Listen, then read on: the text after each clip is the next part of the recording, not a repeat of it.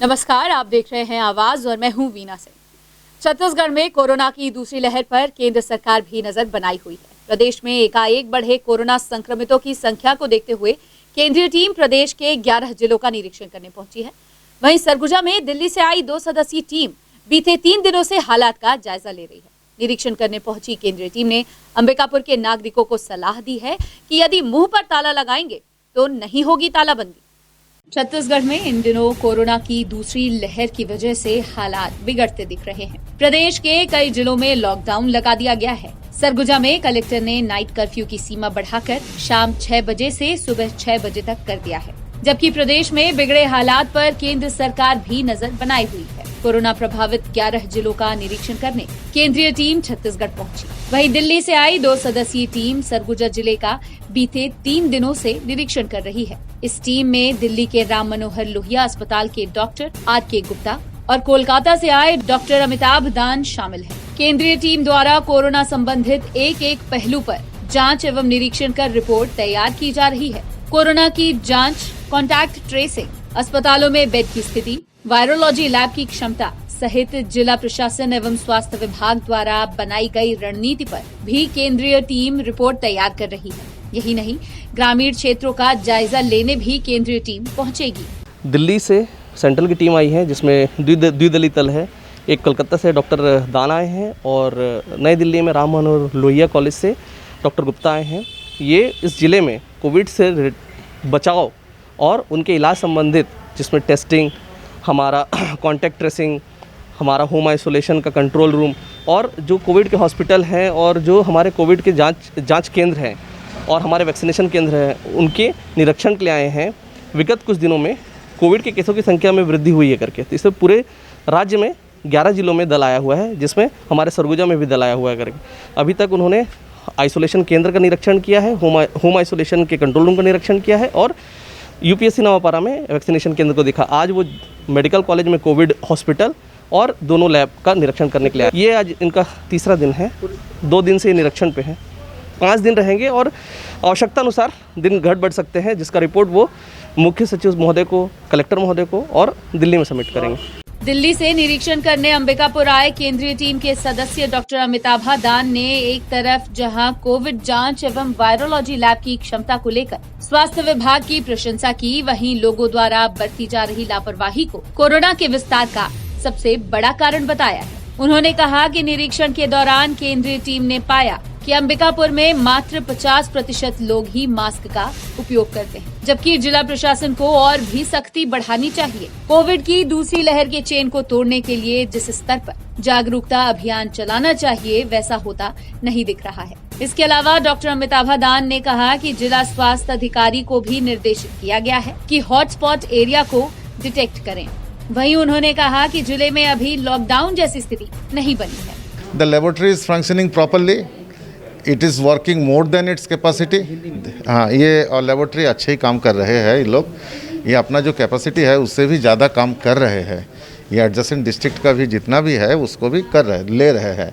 और इसको जो रिपोर्टिंग टाइम मैंने जो पाया हूँ, ये 24 आवर्स का अंदर ही ख़त्म कर दे रहे हैं, जो कि बहुत ही नेशनल गाइडलाइन का तरफ ही है। मास्क को लेके मैं तो कल ही आया हूँ। Whatever my observation is within the town mask wearing is less. That I have already communicated in my, हमारे जो रिपोर्ट है मैं उसमें कम्युनिकेट किया हूँ। मास्क वेयरिंग के लिए गवर्नमेंट को और थोड़ा मतलब एडमिनिस्ट्रेशन को और थोड़ा स्ट्रिंजेंट होना होगा। 50% आदमी जनरली मास्क यूज़ कर रहा है। इट इज़ इतना जल्दी हम लोग बोल नहीं पाएंगे। हाँ, हमने बोला है, मैंने जो CMO साहब को बोला है, कुछ जो जोन्स या कुछ हॉटस्पॉट एरियाज़ को आइडेंटिफाई कीजिए, उसी एरिया को कॉर्डन कीजिए। केंद्रीय टीम के सदस्य डॉक्टर R.K. गुप्ता का कहना है कि लॉकडाउन के बजाय लोग मास्क लगाकर अपने मुंह और नाक को लॉक करें। कोविड-19 की दूसरी लहर से बचने का एक ही उपाय मास्क। यदि कोरोना की चेन को तोड़ना है तो नागरिकों को जागरूक होना पड़ेगा। साथ ही उन्होंने कहा कि कोविड-19 के मरीजों की संख्या कम होने के बाद सुविधाओं में भी कमी कर दी गई थी, लेकिन जो परिस्थिति निर्मित हो रही है उसे देखते हुए एक बार फिर सुविधा एवं संसाधनों को बढ़ाने की जरूरत है। इसके अलावा डॉक्टर R.K. गुप्ता ने कहा कि पहले से कोरोना की दूसरी लहर प्रभावशाली है, जिस वजह से संक्रमित मरीजों की संख्या में तेजी से इजाफा हो रहा है। उन्होंने कहा कि दूसरी लहर से निपटने के लिए युद्ध स्तर पर रणनीति बनाकर कार्य करना होगा, तब जाकर कोरोना वायरस पर काबू पाया जा सकेगा। जो मैंने यहाँ ऑब्जर्व किया है डॉक्टर साहब ने बताया था कि हम लॉकडाउन के बजाय अगर मास्क को फेस पे एक मजाक के तरीके में लॉक कर दें, ठीक है, पब्लिक अवेयरनेस से खुद पहने या प्रशासन जो है उस पर स्ट्रिक्ट हो जाए, तो mask is the only solution. और मास्क को दोनों नाक और मुंह दोनों कवर करने हैं। और सेकंड इज़ सोशल डिस्टेंसिंग। लेकिन एक बार सोशल डिस्टेंसिंग से अवेयर नहीं भी होता है पॉपुलेशन, लेकिन मास्क तो मस्ट है। और मास्क अगर हो गया तो साइकिल कट डाउन हो जाएगा। और ये जो एकदम से बहुत ज़्यादा सेकंड वेव में बढ़ रहा है, इसमें कमी आ जाएगी। एज सच यहाँ पे क्योंकि वैक्सीनेशन हो रहा है, थोड़ा सा पीपल रिलैक्स हो गए हैं उससे, और हेल्थ एडमिनिस्ट्रेशन भी थोड़ा सा उनका मैन पावर उधर डाइवर्ट हो गया है। तो ये सारी चीज़ें मिला के और एकदम से कोविड सर्ज हो रहा है। और इसका जो है सबसे अच्छा सॉल्यूशन है इमीडिएटली मास्क की अवेयरनेस कराई जाए। क्योंकि अगर 2 लोगों ने मास्क पहन लिया और उसमें एक पेशेंट है एक नहीं है, तो भी जो है percentage of infection is very low, less than 5%। और एक ने दोनों ने नहीं पहना तो मोर देन 90%। तो उसमें मास्क इज़ वेरी इंपॉर्टेंट। नहीं, सेंट्रल की टीम अभी आई हुई है, तो उनके अपने कुछ पैरामीटर्स हैं, उस पैरामीटर्स पर वो स्टडी करेंगे। बेसिकली रिसर्च बेस्ड टूर होता है उनका। और मास्क के लिए हम लोग लगातार प्रयास कर रहे हैं कि मास्क का इन्फोर्समेंट हो। और अभी बहुत ज़्यादा लोग मास्क ही यूज़ कर रहे हैं। विगत कुछ दिनों में लगातार कड़ी कार्रवाई की गई है, फाइन लगाए गए हैं। हमारी बहुत सारी टीम उसमें जो एक्टिव आवर्स हैं उसमें काम करते रहती हैं। और शाम को 6 बजे के बाद मार्केट भी बंद हो जा रहा है। तो मास्क का जो कॉम्प्लायंस है, जो कोविड कॉम्प्लायंट बिहेवियर है, वो मुझे लगता है कि शायद ही कोई है जो अब मास्क नहीं लगा रहा है। बहरहाल केंद्र से आए डॉक्टरों की राय से आप भी समझ गए होंगे कि तालाबंदी से ज्यादा मास्क लगाना अनिवार्य है, तब जाकर कोरोना की दूसरी लहर पर काबू पाया जा सकेगा। आवाज भी अंबिकापुर के नागरिकों से अपील करता है कि 2 गज की दूरी और मास्क है जरूरी का फॉर्मूला अपनाकर प्रशासन एवं स्वास्थ्य विभाग का सहयोग करें। अंबिकापुर से आवाज के लिए आकाश प्रधान के साथ सुमित सिंह की रिपोर्ट। सरगुजा जिले में एक तरफ जहां कोरोना का सामुदायिक विस्तार तेजी से हो रहा है, वहीं कोरोना की दूसरी लहर से निपटने के लिए प्रशासन युद्ध स्तर पर रणनीति बनाने में जुटा हुआ है। बढ़ते मरीजों की संख्या को देखते हुए पॉलिटेक्निक कॉलेज में 500 बिस्तर का आइसोलेशन सेंटर तैयार किया जा रहा है। सरगुजा जिले में इन दिनों प्रशासन एवं स्वास्थ्य की मुश्किलें बढ़ गई हैं। कोविड-19 की दूसरी लहर ने सभी को हिलाकर रख दिया है। रोजाना सैकड़ों की संख्या में मरीज मिल रहे हैं। ऐसे में अब प्रशासन के सामने चुनौती है कि इस आपदा से कैसे निपटा जाए। हालात रोजाना बिगड़ रहे हैं। बढ़ते मरीजों की संख्या से अब अस्पतालों में बिस्तरों की कमी होने लगी है। एक तरफ जहां मेडिकल कॉलेज अस्पताल प्रबंधन बढ़ते मरीजों की संख्या को देखते हुए कोविड अस्पताल में बिस्तरों की संख्या बढ़ाने में जुटा हुआ है, वहीं दूसरी ओर इस आपदा से निपटने के लिए जिला प्रशासन के द्वारा पॉलिटेक्निक कॉलेज में 500 बेड का आइसोलेशन सेंटर तैयार किया जा रहा है। इसी कड़ी में Surguja collector Sanjeev Kumar Jha isolation centre का निरीक्षण करने पॉलिटेक्निक कॉलेज पहुंचे थे। कलेक्टर ने कहा कि जिस तरह से रोजाना कोरोना संक्रमित मरीजों की संख्या में इजाफा हो रहा है, इसे ध्यान में रखकर सुविधाओं को भी बढ़ाया जा रहा है। उन्होंने कहा कि रविवार से पॉलिटेक्निक कॉलेज में बने 500 बेड के आइसोलेशन सेंटर को शुरू कर दिया जाएगा, ताकि नागरिकों को स्वास्थ्य सुविधा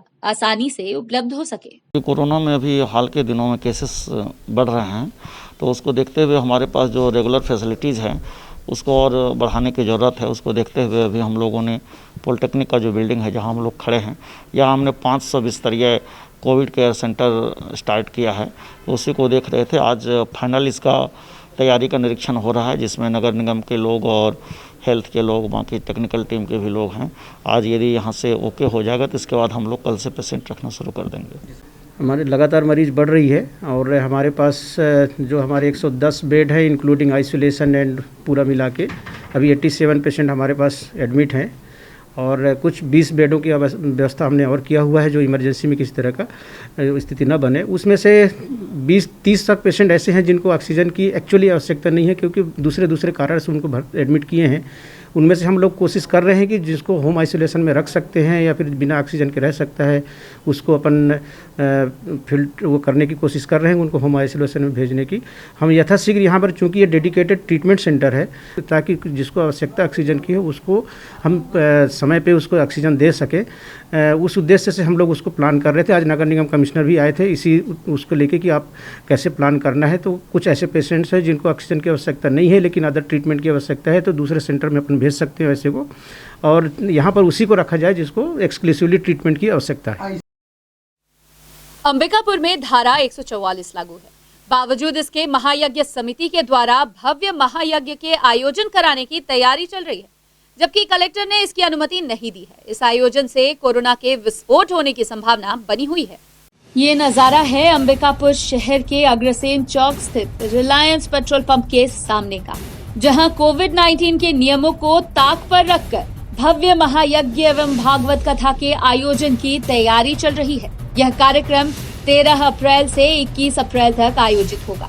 जानकारी के मुताबिक महायज्ञ समिति के द्वारा यह कार्यक्रम करवाया जा रहा है। जिस तरह की इस आयोजन को लेकर तैयारी चल रही है, इससे अंदाजा लगाया जा सकता है कि इस महायज्ञ एवं भागवत कथा के दौरान हजारों की संख्या में भीड़ जुटेगी। लेकिन सवाल अब यह उठता है कि अंबिकापुर में धारा 144 लागू होने के बावजूद महायज्ञ समिति किसकी अनुमति से इस आयोजन की तैयारी कर रही है, जबकि कलेक्टर संजीव कुमार झा ने साफ कर दिया है कि ऐसे आयोजनों पर प्रतिबंध लगा दिया गया है और साथ ही उनके द्वारा इस महायज्ञ के आयोजन के लिए अनुमति भी नहीं दी गई है। गौरतलब है कि सरगुजा जिले में रोजाना भारी तादाद में कोरोना से संक्रमित मरीज मिल रहे हैं। ऐसे में कलेक्टर ने शाम 6 बजे से सुबह 6 बजे तक नाइट कर्फ्यू लगा दिया है। साथ ही प्रशासनिक अमला कोरोना की दूसरी लहर से निपटने के लिए सड़क पर उतर गया है, ताकि लोग कोविड-19 के नियमों का अनिवार्य रूप से पालन करें। यही नहीं, बढ़ते संक्रमण को देखते हुए सरगुजा कलेक्टर ने धार्मिक स्थलों पर आम नागरिकों के प्रवेश पर भी प्रतिबंध लगा दिया है। ऐसे में इस महायज्ञ के आयोजन पर सवाल उठ रहा है। जाहिर सी बात है कि इस आयोजन में हजारों की संख्या में लोग शामिल होने पहुंचेंगे और यहीं से कोरोना के विस्फोट होने का खतरा भी बढ़ेगा। बहरहाल बढ़ते कोविड-19 के संक्रमण को रोकने एवं नागरिकों के हितों के लिए प्रशासन इस आयोजन पर प्रतिबंध लगाता है या नहीं, यह देखने वाली बात होगी। ये टटिया उटिया का काम हो रहा है। क्या होने वाला है? ये यज्ञशाला बन रहा है और क्या बोलते हैं यज्ञ मंडप है। कब है? अरे 13 तारीख को। तो ये है 4-5 हजार आदमी आ सकते हैं।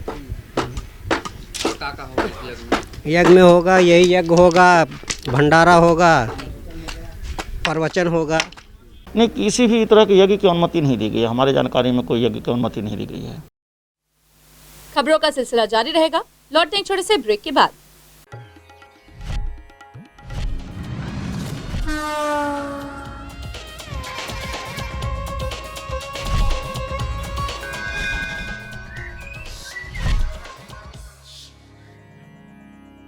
वीएम इंटरनेट सर्विस शहर का सबसे सस्ता high speed fibre internet service. 100 MBPS मात्र 700 रुपए में विद टैग। तो चाहे वर्क फ्रॉम होम हो या ऑनलाइन क्लास, याद रखें वीएम इंटरनेट सर्विस। अधिक जानकारी के लिए संपर्क करें Vande Mahamaya cable network. VM internet service, Alaknanda complex, प्रथम तल, अग्रसेन चौक, अंबिकापुर, सरगुजा। Mobile number 9111785555 7440765555।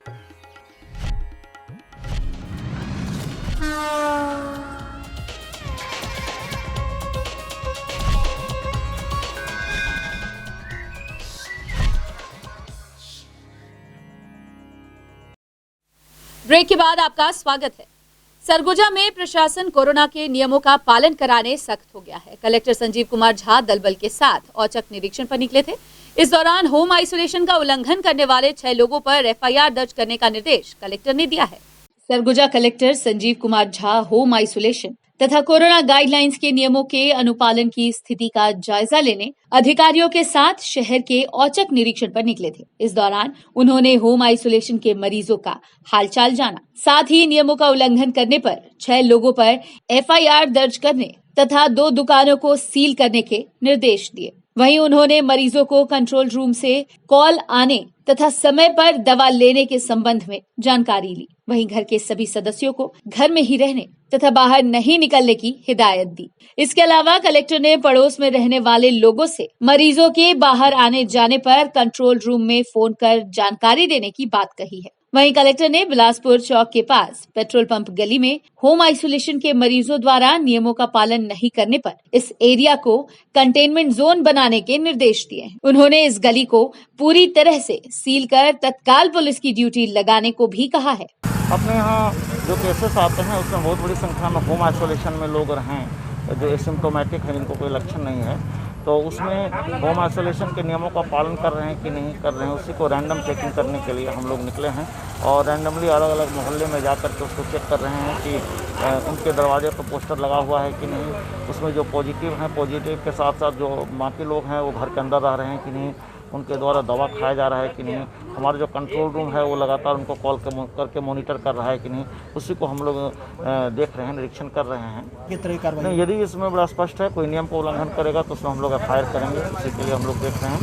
और यदि हमारे उसमें सिस्टम में कोई कमी है तो उसको रिव्यू करेंगे, उसको और मजबूत करेंगे, इसी का हम लोग आज उसी के लिए निकलेंगे। अंबिकापुर नगर निगम क्षेत्र के भीमराव अंबेडकर वार्ड में नाली की नियमित साफ सफाई नहीं होने की वजह से वार्डवासी परेशान हैं। वार्ड के लोग इस समस्या से कई बार निगम को अवगत करा चुके हैं, बावजूद इसके उनकी समस्या का समाधान नहीं हो रहा है। अंबिकापुर शहर को स्वच्छता के क्षेत्र में कई अवार्ड मिल चुके हैं, लेकिन इस स्वच्छ शहर में नगर निगम कहीं न कहीं लापरवाही बरत रहा है। दरअसल भीमराव अंबेडकर वार्ड के लोग नाली की नियमित साफ सफाई नहीं होने की वजह से परेशान हैं। इस वार्ड में नाली गंदगी से बजबजाई हुई है। भीमराव अंबेडकर वार्ड के लोग कई बार इस समस्या को लेकर नगर निगम को अवगत करा चुके हैं, बावजूद इसके नगर निगम के द्वारा नियमित रूप से नाली की साफ सफाई नहीं करवाई जाती है। वार्ड वासियों का कहना है कि निगम की लापरवाही की वजह से उन्हें काफी परेशानियों का सामना करना पड़ता है। एक तरफ जहां नाली जाम होने की वजह से मच्छरों का आतंक झेलना पड़ रहा है, वहीं दूसरी ओर बदबू से भी वार्डवासी परेशान हैं। होना चाहिए, किस तरह की सफाई होना चाहिए? पूरा एकदम साफ होना चाहिए। हर दिन होना चाहिए कि कैसा होना चाहिए? हर दिन तो नहीं हो पाता है, सप्ताह में या महीना में ऐसे ही ना भेजते होंगे। तो लेकिन सफाई दिख नहीं रहा है, क्या लगता है आपको कितने दिनों से नहीं हुआ होगा? अभी तो बहुत दिनों से नहीं हुआ है, सप्ताह 10 दिन से। ये साफ सफाई करते नहीं हैं और ये पार्षद लोग उतना ध्यान भी नहीं देते हैं। नहीं, साफ सफाई करवाने के लिए आवेदन वगैरह देना पड़ता है, लेकिन यहाँ के लोग भी उतना ध्यान नहीं देते हैं और हमारे पार्षद लोग भी वैसे ही काम करते हैं। भाई ये सब साफ सफाई उन लोग का जिम्मेदारी है, उनको करना चाहिए। भाई गंदगी रहेगा तो भाई बीमारी फैलेगा, भाई मच्छर ज़्यादा होंगे तो क्या है, साफ सफाई बराबर चलते रहेगा तो मच्छर भी कम होगा। मेरे डॉक्टर भीमराव अम्बेडकर वार्ड है, जनसंख्या इसमें है करीब 4000 जनसंख्या मेरे वार्ड में, और सब गरीब तबके के लोग रहते हैं, लेबर कुली का काम करते हैं सब। नहीं, नगर निगम ध्यान नहीं देता है लेकिन बहुत कम। बाकी हम लोग तो कितने शिकायत करते हैं कि नालियाँ टूटी है फूटी है, इनको बनाया जाए, तो फंड है ही नहीं है, पैसा है ही नहीं है, बनाए कैसे, क्या जैसे बनाए। तो इसी लेकर हम लोग को परेशानियाँ जा रही है, ताकि हम लोग आने वाले समय में पब्लिक को क्या जवाब देंगे कि क्या मुँह लेके हम लोग किसी के पास जाएंगे कि वार्ड में कुछ काम नहीं चल रहा है। होना चाहिए ये सब। हम लोग कई बार तो शिकायत कर चुके हैं कि वार्डों में काम नहीं हो रहा है, वो काम होना है। बहुत से नालियाँ टूटा फूटा है, गंदगी या पूरा शहर का पानी उनी आता है इसमें नाली में, ये सब होना सुधारना चाहिए। सरगुजा जिले के लखनपुर थाना क्षेत्र अंतर्गत एक बाइक और हाईवा की आमने सामने जबरदस्त भिड़ंत हो गई। हादसे में बाइक सवार मां और बेटे को अपनी जान गंवानी पड़ी। वहीं लखनपुर पुलिस मर्ग कायम कर मामले की जांच कर रही है। लखनपुर थाना क्षेत्र अंतर्गत एक भीषण सड़क हादसे में बाइक सवार मां और बेटे की मौके पर ही मौत हो गई। हादसा ग्राम कोसगा के पास मुख्य मार्ग पर हुआ। पुलिस के मुताबिक ग्राम चांदो निवासी बबलू प्रजापति मां मुन्नी प्रजापति के साथ बाइक में सवार होकर अपने गांव चांदो की ओर जा रहा था। इसी दौरान ग्राम कोसगा के समीप विपरीत दिशा से आ रही हाईवा से बाइक की आमने सामने जबरदस्त भिड़ंत हो गई और बाइक सवार मां बेटे ने मौके पर ही दम तोड़ दिया। हादसा इतना दर्दनाक था कि मां और बेटे का शव घंटों हाईवा के नीचे फंसा रहा। इधर स्थानीय लोगों से सूचना मिलने पर लखनपुर थाना प्रभारी शिशिरकांत सिंह तत्काल दल बल के साथ घटना स्थल पर पहुंच गए। तब जाकर हाईवा के नीचे फंसे मां बेटे के शव को बड़ी मशक्कत के बाद बाहर निकाला गया। इसके बाद पुलिस ने शव को बरामद कर पंचनामा पश्चात पीएम के लिए भिजवा दिया है। फिलहाल पुलिस मर्ग कायम कर मामले की जांच कर रही है। लगभग 1 बजे हमको सूचना मिली थी फ़ोन के माध्यम से कि कोसगा मेन रोड में जो लखनपुर की तरफ जाती है वहाँ पे एक हाईवा से एक मोटरसाइकिल का एक्सीडेंट हुआ है, जिसमें 2 लोगों की बॉडी ट्रक के नीचे फंसी है। तो हम लोगों ने तत्काल मैंने और मेरी पुलिस टीम ने यहाँ पे आके देखा तो मौके पे ही दोनों की डेथ हो चुकी थी। बॉडी ट्रक में फंसी हुई थी, जिसको हमने सुरक्षित निकाल लिया है बाहर और यहाँ से बॉडी शिफ्ट कर रहे हैं। थोड़ी देर में पंचनामा कार्रवाई की जाएगी। शिनाख्त हो गई है। दोनों ही माँ बेटे हैं, बबलू प्रजापति और उनकी मां मुन्नी, दोनों ही चांदों के निवासी हैं। वक्त है एक और छोटे से ब्रेक का। खबरों का सिलसिला जारी रहेगा।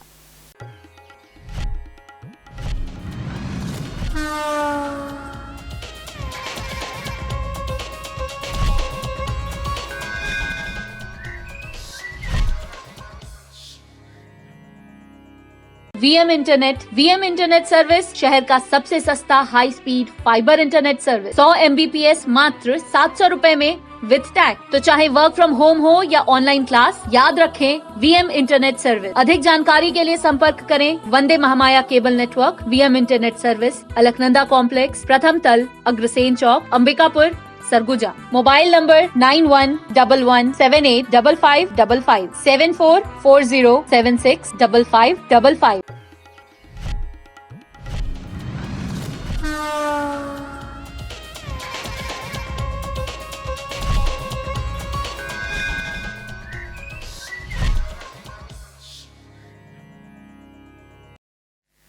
ब्रेक के बाद आपका स्वागत है। बढ़ते हैं अगली खबर की ओर। सरगुजा जिले के बतौली विकासखंड के ग्राम चिरंगा में एल्यूमिनियम रिफाइनरी फैक्ट्री के लिए 12 अप्रैल को पर्यावरण संरक्षण मंडल द्वारा आयोजित किए जाने वाले पर्यावरणीय स्वीकृति हेतु लोक सुनवाई पर तत्काल रोक लगाए जाने की मांग को लेकर ग्रामीणों ने सरगुजा कलेक्टर को ज्ञापन सौंपा है। कोरोना महामारी के दौरान हो रही लोक सुनवाई के दौरान कोरोना संक्रमण के फैलाव को लेकर ग्रामीण सशंकित हैं। ग्रामीणों का कहना है कि इस आयोजन से कोरोना गाइडलाइंस के दिशा निर्देशों का भी उल्लंघन होगा, जबकि ज्ञापन में ये भी उल्लेख है कि प्रशासन द्वारा धारा 144 लागू करने के साथ ही विभिन्न कार्यक्रमों पर प्रतिबंध लगाया गया है। बावजूद इसके पर्यावरण संरक्षण मंडल द्वारा लोक सुनवाई का आयोजन किया जा रहा है, जो कि उचित नहीं है। अभी जो ज्ञापन दिए हैं इसमें 12 तारीख को फैक्ट्री की उसमें जन सुनवाई होना है, तो कोरोना काल में इसमें हजारों की संख्या में लोग आएंगे, तो जन सुनवाई को कोरोना काल के बाद करवाया जाए, इतने हम लोग कलेक्टर साहब से आग्रह किए हैं। कारखाने के बारे में ग्रामीणों का 99% ग्रामीण जो है विरोध में है। वो जान रहे हैं अपने भविष्य को लेकर कि जल, जंगल और ज़मीन, जल प्रदूषण, वायु प्रदूषण होना निश्चित है, और भविष्य में अपने विस्थापित को लेकर के चिंतित हैं ग्रामीण वाले। और कंपनी जो है किसी प्रकार का उनके सामने एग्रीमेंट अभी तक किया नहीं है, और EIA रिपोर्ट जो है उसमें भी स्पष्ट उल्लेख नहीं किया गया है, इसलिए ग्रामीण लोग आक्रोश में विरोध कर रहे हैं। बलरामपुर जिले की वाड्रफ नगर पुलिस ने चोरी के मामले में एक युवक को गिरफ्तार कर उसके पास से चोरी की 5 नग बाइक बरामद की है। दरअसल बरती कला निवासी प्रेमलाल पांडे ने थाने में बाइक चोरी होने की रिपोर्ट दर्ज कराई थी। पीड़ित की रिपोर्ट पर पुलिस अज्ञात आरोपियों के खिलाफ अपराध पंजीबद्ध कर मामले की जांच कर रही थी। इसी बीच पुलिस ने मुखबिर की सूचना के आधार पर परसडीहा निवासी सूर्यकांत गुप्ता को हिरासत में लेकर पूछताछ किया, तो आरोपी ने बाइक चोरी करना स्वीकार किया। इसके बाद पुलिस ने आरोपी के पास से चोरी की 5 नग बाइक बरामद कर उसके खिलाफ विभिन्न धाराओं के तहत कार्यवाही कर उसे जेल भेज दिया है। दिनांक 8/4/2021 को भर्ती कला निवासी प्रेमपाल पांडे के द्वारा चौकी वाड्रफ नगर थाना बसंतपुर में यह शिकायत की गई थी कि 31/3/2021 को की रात्रि को इसकी मोटरसाइकिल को अज्ञात चोर के द्वारा चोरी कर लिया गया, जिस पर पुलिस चौकी वाड्रफ नगर ने वरिष्ठ अधिकारियों से प्राप्त मार्गदर्शन के अनुसार तत्काल टीम बनाकर चोर की पता तलाश प्रारंभ की थी।